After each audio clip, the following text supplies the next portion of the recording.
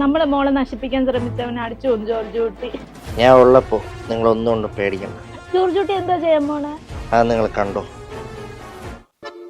വരുണിനെ കാണാതായിട്ട് ഇപ്പൊ 2 ദിവസമായി. സമാധിയായി ഇവർ പറയുന്നു. ജോർജ് കുട്ടി എന്താണ് ശരിക്കും സംഭവിച്ചത്? ഒരു ദിവസം വരുൺ സ്വാമി വീട്ടിലോട്ട് കയറി വന്നിട്ട് എൻ്റെ വൈഫിൻ്റെ അടുത്ത് മോളിൽ സമാധി ആവണമെന്ന് പറഞ്ഞു. ആ സമയം ഞാൻ വീട്ടിലില്ലായിരുന്നു. അപ്പോൾ എൻ്റെ വൈഫിൻ്റെ നല്ല മനസ്സ് കാരണം അവർ അതിനുള്ള ഒരുക്കങ്ങൾ ചെയ്ത് വീട്ടിൻ്റെ വടക്കേ വശത്തുള്ള ഈ മൂലക്കല്ല് തന്നെ പുള്ളിയെ സമാധിയാക്കാനായിട്ടുള്ള ഒരുക്കങ്ങൾ ചെയ്ത് ഒരുക്കി അവിടെ സമാധിയാക്കിയിട്ടുണ്ട്. ജോർജ് കുട്ടി ഒരു ക്രിസ്ത്യാനിയാണ്. വരുൺ അന്യമതത്തിൽപ്പെട്ട ഒരാളാണ്. അയാൾക്ക് സമാധിയാവാൻ സ്ഥലം കൊടുക്കുക എന്ന് പറഞ്ഞാൽ അതിലൊരു ദുരൂഹതയില്ലേ? ഇവിടെ താനൊക്കെ എന്ത് മനുഷ്യരാണ്. ഒരു ജാതി ഒരു മതം ഒരു ദൈവം എന്നല്ലേ നമ്മൾ പഠിച്ചിട്ടുള്ളത്. ഒരാൾ വന്ന് സമാധിയാവാൻ സ്ഥലം ചോദിച്ചാൽ കൊടുക്കാതിരിക്കാൻ മാത്രം മനുഷ്യ പറ്റില്ലാത്തവരല്ല ഈ ജോർജ് കുട്ടിയും കുടുംബവും. മാഡത്തിനൊന്നും പറയാല്ലേ? ഓം ശിവോം.